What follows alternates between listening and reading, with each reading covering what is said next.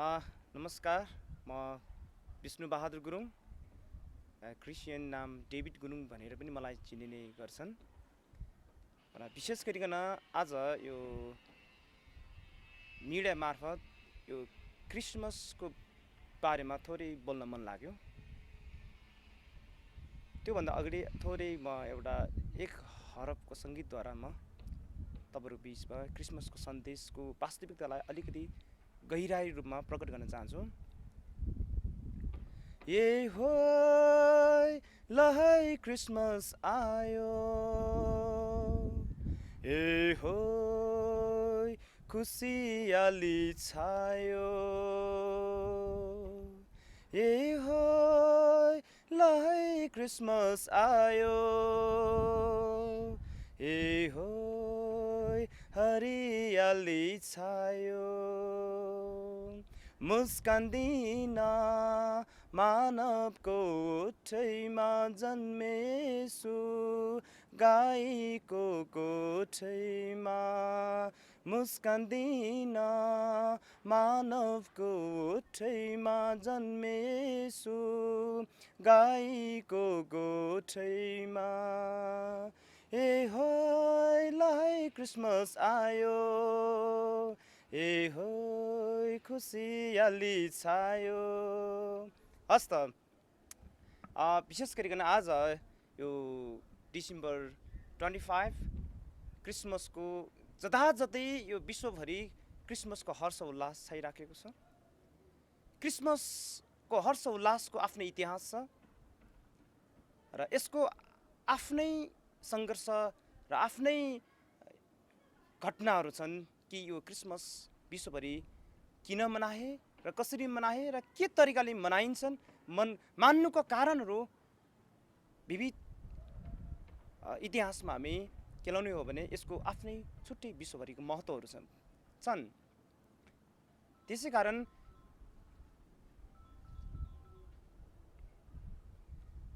कारण यहाँहरू बिचमा आज यो पहिलोचोटि यो क्रिसमसको सन्देश विश्व सामु र सबै यो देशवासी सामु थोरै बाँड्न मलाई मन लाग्यो। किनभने यसको ऐतिहासिक महत्त्व छ, यसको आत्मिक महत्त्व छ र यसको प्रत्येक भौगोलिक महत्त्वका साथसाथै प्रत्येक व्यक्तिको जीवनसँग जोडिएको आफ्नै छुट्टै भावनात्मक महत्त्व छन्। विशेष त यो क्रिसमसको सुरुवात भन्नुपर्दाखेरि जब रोम राज्य वैधानिक रूपमा इसाईकरण भयो, जुन बेला रोमी राजा कन्स्टान्टिनोपलले वैधानिक रूपमा रोम राज्यलाई क्रिस्चियनको राज्यको रूपमा, इसाई राज्यको रूपमा विकास भइसकेपछि त्यहाँका जनताहरूले, त्यहाँका मानिसले महाराज हामीलाई पनि एउटा चाड चाहिएको छ, चाडको आवश्यकता छ। किनभने राष्ट्र इसाईकरण भएको कारणले गर्दा सबै चाड पर्वहरू त्यति मान्दैन थियो र सबै राष्ट्रहरूले चाहिँ हामीलाई एउटा चाडको आवश्यक छ, एउटा खुसियालीको पर्वको आवश्यक छ, उत्सवको आवश्यक छ भनेर जब महाराजलाई भन्यो, त्यसपछि राजा कन्स्टान्टिनोपलले त्यहाँका पादरीहरूसँग, पोपहरूसँग, त्यहाँका यीशु ख्रीष्टका अनुयायीका व्यक्तिहरूसँग छलफल गर्दाखेरि ऐतिहासिक रूपमा केलाउँदाखेरि, त्यहाँको घटनाक्रमलाई केलाउँदाखेरि, हिब्रू क्यालेन्डर अनुसार अध्ययन गर्दाखेरि यीशु ख्रीष्टको जन्म डिसेम्बर 25 फेरि भएको हो भन्ने जब उहाँहरूलाई विवरण सुनायो, तब त्यो अवधिदेखि एउटा क्रिसमस हर्ष उल्लासको दिन सुरु भएको पाउँछौँ। त्योभन्दा अगाडि रोम राज्य क्रिस्चियन इसाईकरण हुनुभन्दा अगाडि रोम राज्य एउटा छुट्टै राज्य थियो। जब कन्स्टान्टिनोपलले इसाईकरण भइसकेपछि त्यहाँको मानिसहरूलाई, त्यहाँको जनताको जनचाहना अनुसार अब हामी इसाईका भगवान यीशु ख्रीष्ट जसले सारा मानव जातिको लागि आफ्नो प्राण आहुति दिनुभयो, प्राण त्याग गर्नुभयो र उहाँको जन्मको हर्ष उल्लास हामी मनाउँछौँ भनिसकेपछि नि त्यहीँबाट क्रिसमसको सुरुवात भएको पाउँछौँ। क्रिसमसको सुरुवात सँगसँगै क्रिसमसको आफ्नै महत्त्वपूर्ण छन्। मैले अघि पनि भनिसकेँ, यसको भौगोलिक महत्त्वपूर्ण छन्, ऐतिहासिक महत्त्वपूर्ण छन् र यस सँगसँगै भावनात्मक महत्त्वपूर्ण छन्। विश्वमा जब प्रभु येशू ख्रीष्टको जन्म भयो, बिल्कुलै प्रभु येशू ख्रीष्टको जन्म, उहाँको सेवकाई र उहाँको मृत्यु आजको इतिहासका प्रत्येक मानिसभन्दा बिल्कुलै फरक भएको पाउँछौँ। यो कारणले पनि क्रिसमस प्रभु येशू ख्रीष्टको जन्मको विषयमा हर्षोल्लास मान्नुपर्छ भन्ने व्यक्तिहरूको जन आकांक्षा बढेको पाउँछौँ र त्यही स्वरूप नै क्रिसमसको विश्वभरि फैलिँदै गयो, विस्तार हुँदै गयो। र क्रिसमस जब हामी बाइबलमा हेर्छौँ भने येशू ख्रीष्ट मात्र यस्तो वीर परापुरुष हुनुहुन्थ्यो जसले गर्दाखेरि उहाँको जन्म हुँदाखेरि बिल्कुलै स्वर्गदूतहरू एन्जलहरूले पनि उहाँको जन्मको हर्षोल्लासको विषयमा सारा मानव जातिलाई, हेर बेथलेहेम सहरमा प्रभु येशू ख्रीष्टको जन्म भएको छ, मुक्तिदाताको जन्म भएको छ, जो प्रभु येशू ख्रीष्ट कहलाइनेछन्, जो सारा पापी मानिसको पापको उद्धार गर्नुहुनेछ भनेर सन्देश स्वयं ईश्वरका दूतले समेत त्यहाँ इजरायल देशका मानिसलाई सुनाएका थिए। त्यो कारणले पनि क्रिसमसको महत्त्व विश्वभरि फैलिएका पाउँछौँ।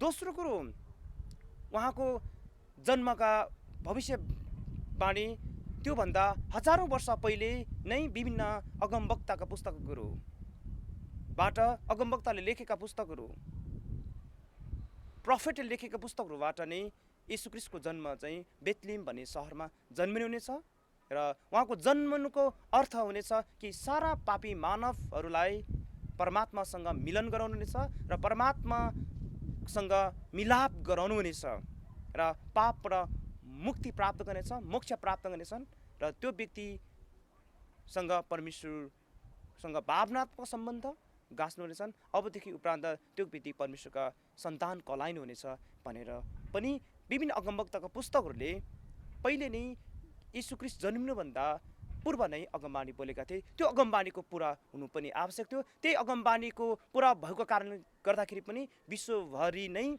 यसको महत्त्व अझै बढ्दै आजको दिनसम्म विश्वका 6 अरबभन्दा बढी मानिसहरू छन् जसले सायद बिरलै क्रिसमसको सेलिब्रेसनमा सहभागी नहुने बिरलै छन् र अधिकांश मानिसहरू यो क्रिसमसको सेलिब्रेसन भव्य हर्ष उल्लासका साथ जहाँ तहीँ हामी मनाइराखेका पाउँछौँ र क्रिसमसको सेलिब्रेसनमा सहभागी भएका पाउँछौँ।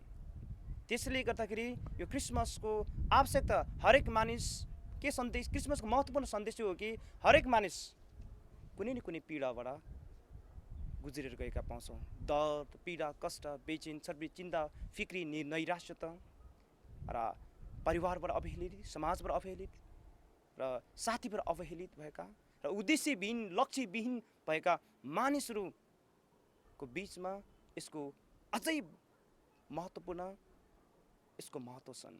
किनभने प्रभु येशू ख्रीष्ट जन्मिनुको अर्थ नै ती पीडित भएका व्यक्तिहरू जो विभिन्न दर्द, पीडा, कष्ट, बेचैन, छटपटी, चिन्ता, फिक्री, नैराश्यपन भएका, आफन्तबाट पीडित भएका, अवहेलित भएका व्यक्तिहरूको जीवनमा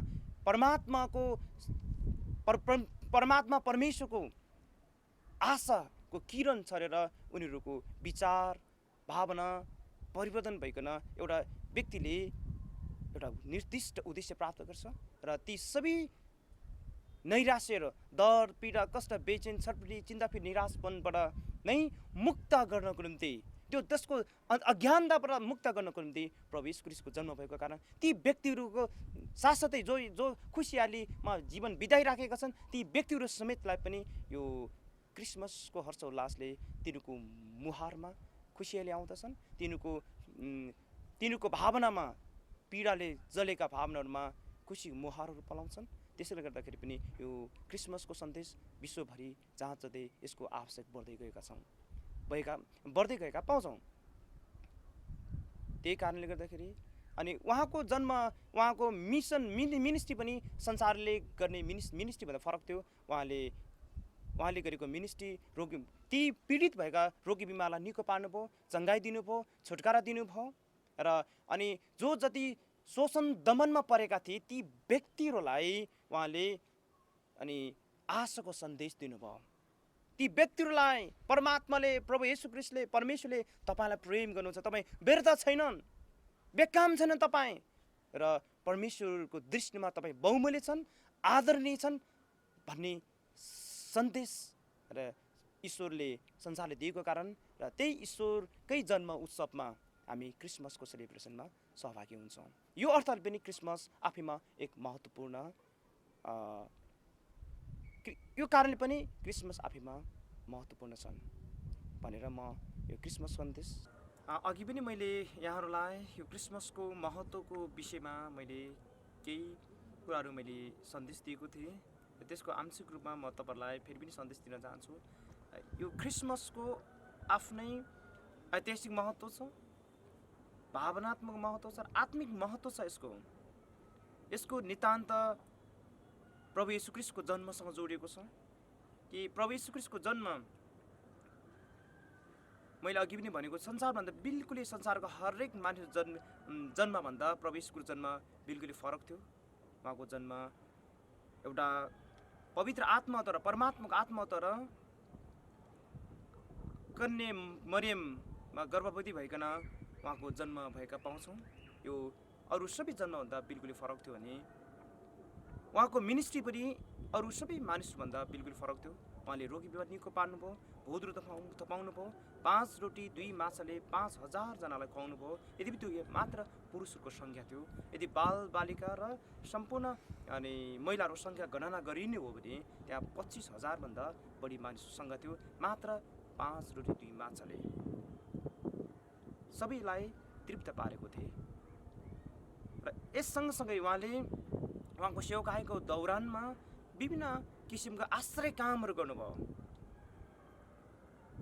उहाँले पानीमाथि हिँड्नुभयो, उहाँले भूतले प्रेतले दुष्ट आत्मा लागेका व्यक्तिलाई छुटकारा दिँदै जानुभयो र उहाँले आफूलाई म नै संसारलाई मुक्ति दिने मुक्तिकर्ता हुन्, मुक्तिदाता हो भन्ने सन्देश संसारले दिनुभयो। र त्यही दिने दौरानमा त्यहाँका यहुदीहरूले उहाँलाई, त्यहाँको रोमी शासकले उहाँलाई तपाईँ कसरी परमेश्वरको पुत्र हुन सक्छ मानव भएर भन्ने प्रश्नमै उहाँलाई कल्बी क्रसमा झुन्डायो र उहाँलाई मारियो।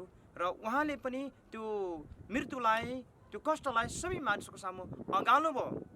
यो कारणले कि उहाँको मृत्युसँगै मानिसको मुक्ति लुकेको थियो र उहाँको मृत्युसँगै मानिसको मुक्ति लुकेको कारण उहाँ आफै मर्न तयार हुनुभयो र मर्ने अवस्थामा समेत उहाँले संसारलाई यस्तो प्रेम, यस्तो सद्भाव, यस्तो अपनत्वको भावना संसारलाई जगाउनु भयो कि उहाँलाई मार्ने व्यक्ति, उहाँलाई क्रुसमा टाक्ने व्यक्ति, निन्दा गिल्ला अपमान गर्ने व्यक्तिको बीचमा पनि जहाँ आफू क्रुसमा झुन्डिराखेको छ त्यसमा पनि त्यस्तो अवस्थामा समेत संसारलाई, उहाँ आफैलाई मार्ने व्यक्तिलाई समेत दया देखाउनु भयो। त्यसले उहाँलाई हामी दया सागर भन्छौँ र ती व्यक्तिहरूलाई समेत उहाँले हे परमेश्वर यिनीहरू के गर्दैछन्, यिनीहरू जान्दैनन्, यिनीहरूको अधर्मलाई क्षमा गर्नुहोस्। र आफूलाई मार्ने व्यक्तिलाई समेत अन्तिम घडीमा समेत क्षमा दान दिनुभयो र उहाँलाई हामी क्षमाको सागर पनि हामी भन्न सक्छौँ। र त्यसपछि उहाँ 3 दिनपछि उहाँ जीवित हुनुभयो, पुनरुत्थान हुनुभयो र 40 दिनसम्म आफ्नो चेलासँग रहनुभयो, खानुभयो, पिउनुभयो, अन्तिम सन्देश दिएर जानुभयो कि जाऊ सबै राष्ट्रलाई यो सुसन्देश, यो बडो हर्ष उल्लासको सन्देश सुनाऊ कि जो जति मलाई विश्वास गर्ने छ तिनीहरूले विभिन्न डर, पीडा, कष्ट, अवहेलित प्रत्येक भावनाबाट, भावनात्मक चोटबाट निको हुनेछ र तिनीहरूको जीवनमा परेका विभिन्न समस्या, भावनात्मक समस्या, मानसिक समस्या, आत्मिक समस्या, कयौँ अवस्थाहरू त शारीरिक समस्या पनि तिनीहरूको समाधान हुनेछ, छुटकारा पाउनेछन् किनकि म संसारलाई मुक्ति दिने दाता हुँ। त्यो कारण त्यो सन्देश सबैलाई सुनाऊ भन्ने सन्देश उहाँले अन्तमा दिएर जानुभयो। त्यो कारणले पनि उहाँको जन्म फरक थियो, उहाँको सेवाकाई फरक थियो, मृत्यु फरक थियो र संसार अहिलेसम्मको इतिहासमा कोही पनि मरेर जीवित भएको छैन र उहाँ मात्रै एक्लो व्यक्ति हुनुहुन्थ्यो, एक्लो परमेश्वर हुनुहुन्थ्यो जसले मरेर र पुनरुत्थान भएर पनि संसारको बिचमा प्रमाणित गर्नुभयो। यो कारणले पनि क्रिसमसको महत्त्व छ। सबैलाई बाँड्न चाहन्छु र जो जति विशेष गरी ती व्यक्तिहरू जो अवहेलित छन्, पीडित छन्, जो जति विभिन्न समस्याले जेलिएका छन्, कोही रोगले, कोहीले भोगले, कोही पीडाले, ती सबै व्यक्तिहरूलाई र तमाम जो जति खुसीमा छन्, शान्ति आनन्द छन्, जो जति यसमा सहभागी भइराख्नु भएको छ, यी सबैलाई म यो सन्देश दिन चाहन्छु। तपाईँहरू सबैलाई मेरो व्यक्तिगत तर्फबाट ह्याप्पी क्रिसमस र तपाईँहरूको आगामी आउने दिनहरूमा यसरी नै तपाईँको प्रत्येक जीवनको प्रत्येक पाइलामा खुसी छाओस् र परमेश्वरको बास, परमात्माको बास, प्रभु येशू क्रिस्टको बास तपाईँसँग रहोस् र तपाईँको मुहारमा मुस्कान छरुन् भन्दै म यो आफ्नो क्रिसमसको महत्त्वपूर्ण सन्देशको भनाइहरू यही राख्न चाहन्छु। हस्त यहाँहरू सबैलाई नमस्ते, जय मसीह।